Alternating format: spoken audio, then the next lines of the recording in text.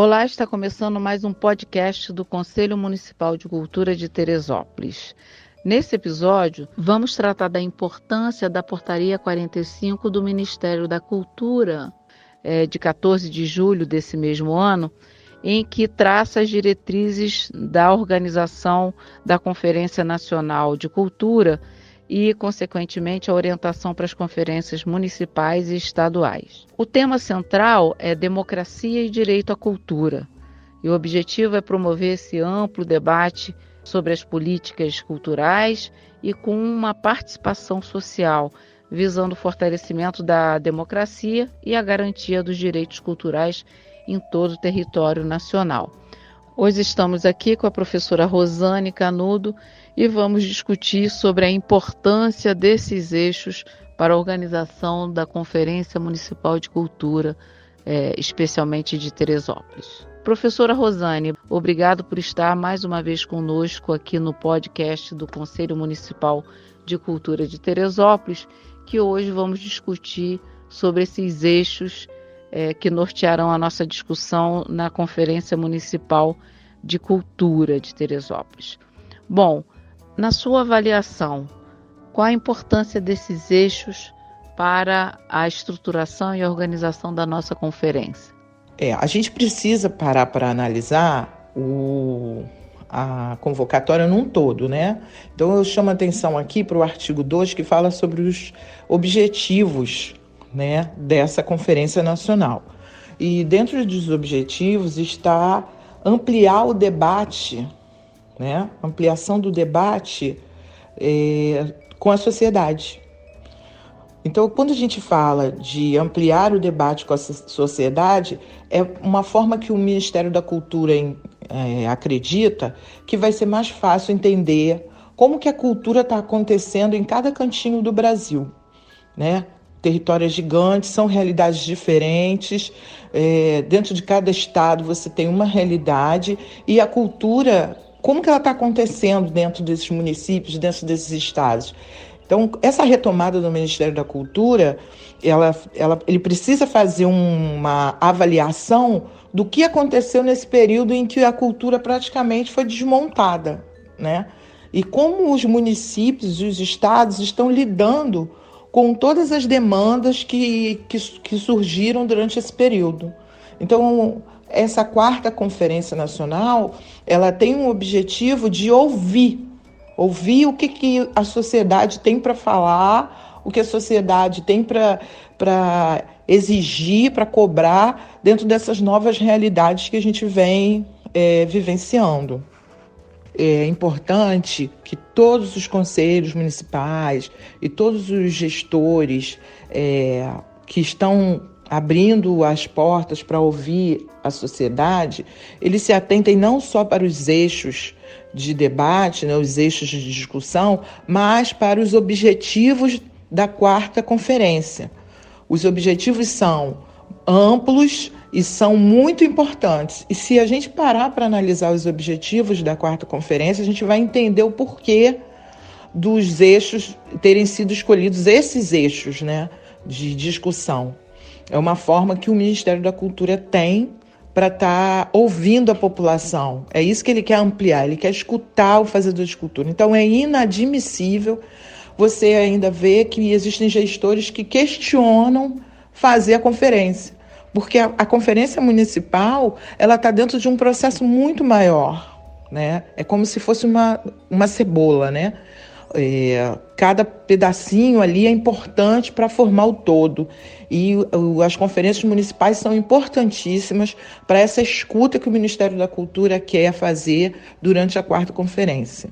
E é a partir dessa escuta que a gente vai conseguir realmente entender como funciona, como está a cultura nacional, para poder a gente avançar e poder democratizar ainda mais essa cultura, né? Porque a cultura durante um tempo ficou restrita só a um grupo de pessoas, e é isso que o Ministério da Cultura vem com a proposta de estourar essa bolha, né? E fazer a cultura chegar em todos os pontos, e sentir e poder assistir a cultura que é feita em todos os cantos do Brasil. Assistir, quando eu falo, é na questão de dar realmente assistência, de que o dinheiro chegue para cada pessoa que faz cultura, cada fazedor de cultura do nosso país. Realmente, professora, isso que você traz sobre a importância da gente focar nos objetivos, né, e compreender a importância desse diálogo com a sociedade, a importância de capilarizar as ações de cultura em todo o território nacional é muito relevante. Mas me chama a atenção algumas questões que talvez para a grande população não fique muito claro.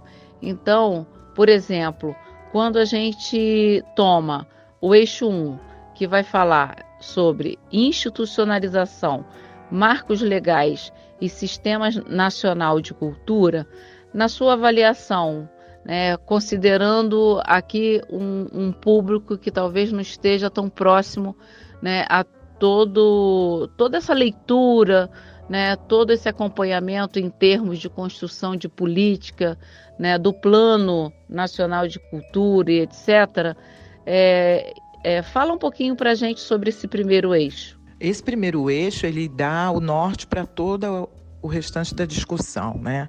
A gente precisa, quando a gente fala de marco legal, a gente precisa oficializar a cultura, inclusive na questão da profissionalização mesmo das pessoas. Então, quando a gente fala de marco legal, por exemplo, são as leis, né? Que elas precisam existir leis e para que o processo não fique durante um segmento, durante um governo, por exemplo. O governo assume de fazer alguma coisa a nível de cultura, mas não transforma aquilo em lei. E aí, no governo seguinte, aquilo ali já cai. Então, a gente precisa ter essa questão da burocracia da coisa, né? Por isso se fala aí do Sistema Nacional de Cultura, porque a gente precisa transformar tudo que acontece na cultura em lei, em projeto de lei e futuramente em lei. Porque senão se perde durante os processos de gestão. Principalmente para que os estados e municípios eles atuem também não no achismo, porque aí eu posso fazer ou eu posso não fazer. Então, se você transforma aquilo em lei, aí o gestor já não tem mais opção. Ele precisa realizar. Então, agora mesmo a gente teve essa questão da Paulo Gustavo.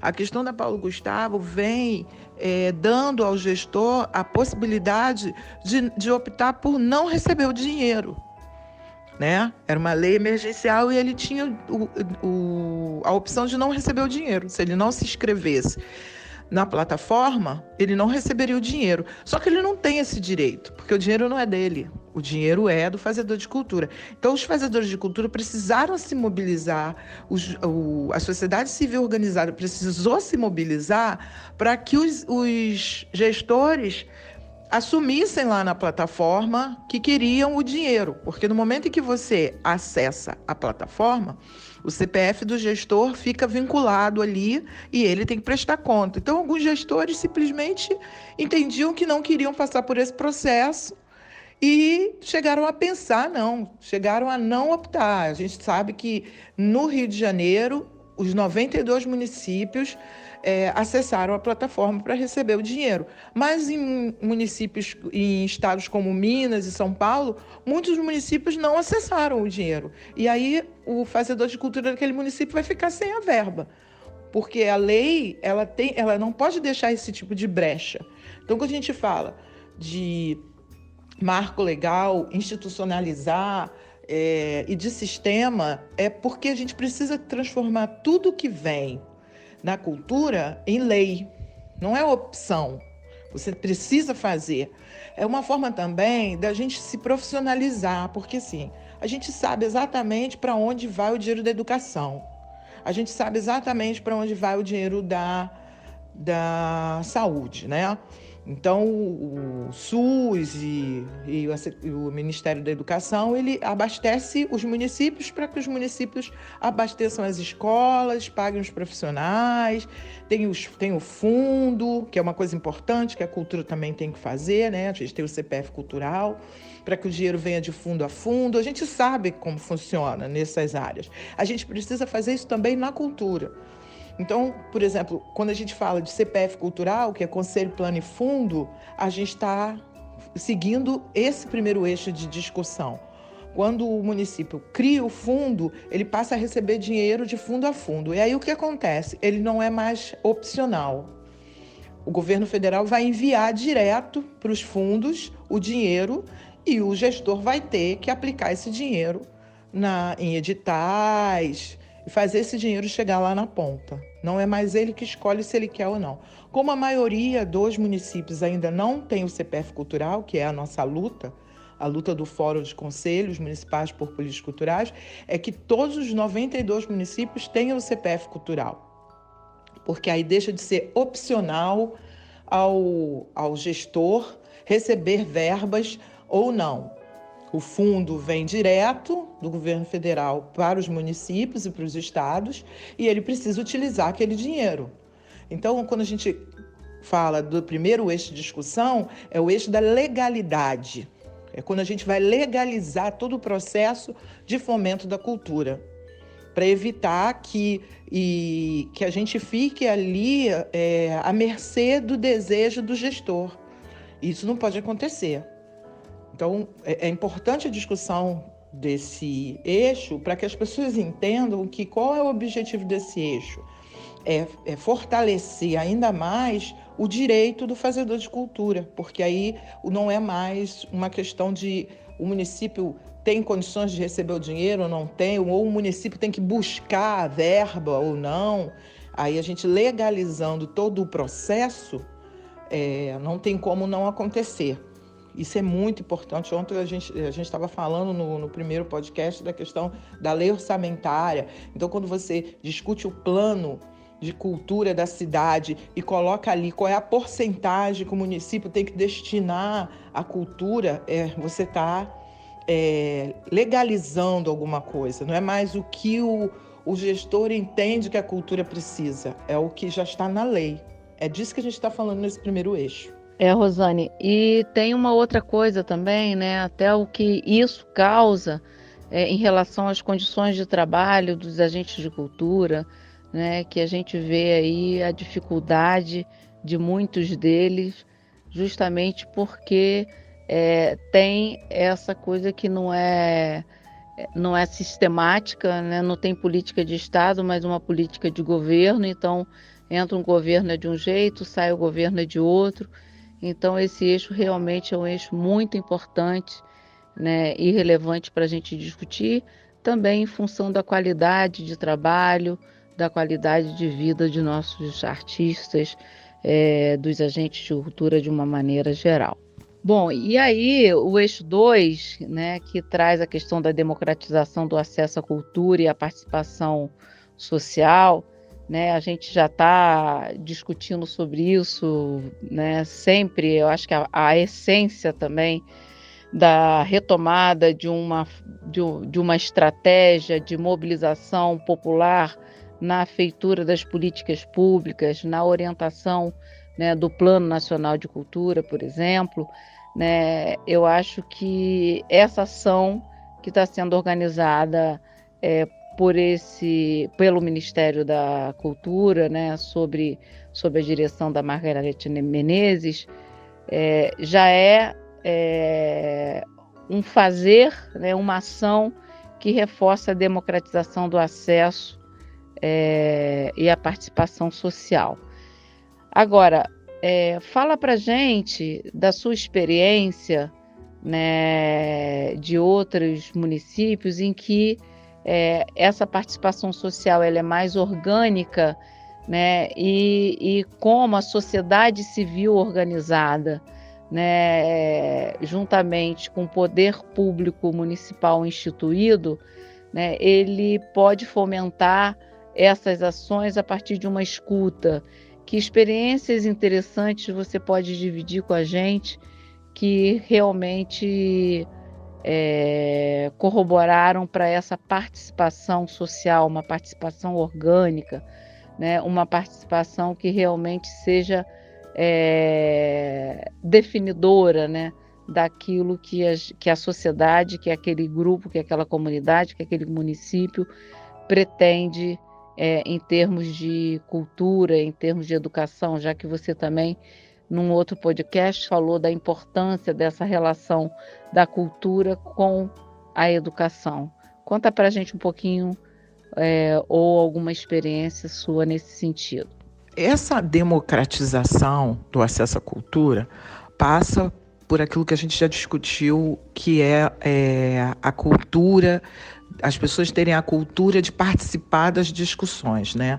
Não tem como, por exemplo, a gente viu muitos municípios, durante a Lei Paulo Gustavo, fazendo o mapeamento através das redes sociais.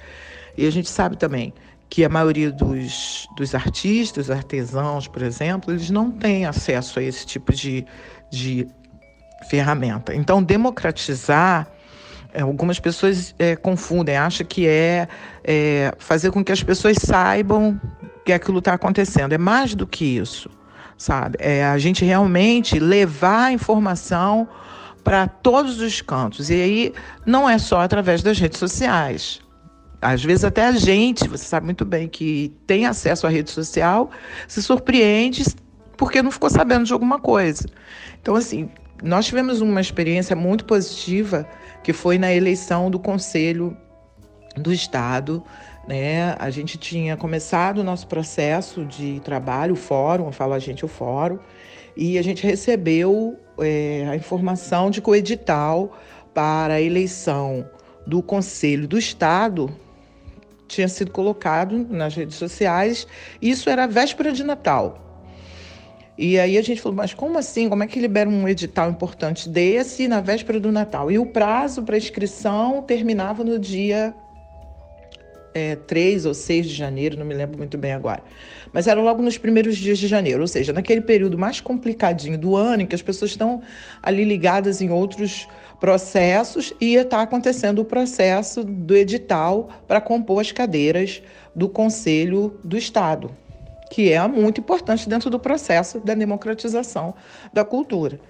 E aí a gente tinha optado, a diretoria do Fórum tinha optado por fazer um recesso, nós recolhemos o recesso e fomos democratizar a informação, fomos colocar as informações. E aí a gente surpreendeu o próprio Conselho do Estado, que estava acostumado com uma participação pequena das pessoas, às vezes não conseguiam nem candidatos para as cadeiras.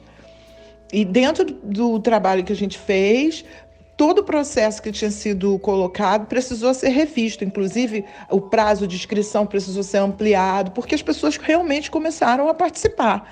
À medida em que a gente informava e chamava as pessoas para o debate, as pessoas começavam a se inscrever, não só para ser candidato, como para votar, né, como eleitor. E a gente conseguiu um feito maravilhoso. Eles estavam aguardando aí a participação de umas 200 pessoas dentro desse processo, e não acreditavam nem que fossem ter eleitores para todas as candidatos para todas as cadeiras, e nós conseguimos que essa eleição do Conselho do Estado batesse todas as expectativas. Nós tivemos mais de 5.000 inscritos para a votação e tivemos mais de 50 candidatos para as 16 cadeiras, e dessas 16 cadeiras, 11 pessoas que foram eleitas, tanto como titular como suplente, foram pessoas que foram apoiadas pelo Fórum de Conselho. Ou seja, a gente divulgou maciçamente esse trabalho. E se a gente não tivesse feito isso, não querendo ser arrogante, mas eu não sei como teria sido o processo. Porque quando a gente fala de democratizar dá trabalho. Você fazer a informação chegar a todos os cantinhos, fazer as pessoas terem acesso e poderem participar, é muito complicado. O processo de eleição era diferente, porque é um processo estadual, foi todo feito de forma remota, as pessoas precisavam acessar as conferências, e a gente ali participando de todas as conferências, eleitores de regiões que chegamos a ficar 6 horas dentro de uma conferência para conseguir tirar o nome ali da pessoa, e foi muito trabalhoso. Então, quando a gente fala de democratizar, dá trabalho. Tem que arregaçar a manga mesmo e fazer as coisas acontecerem.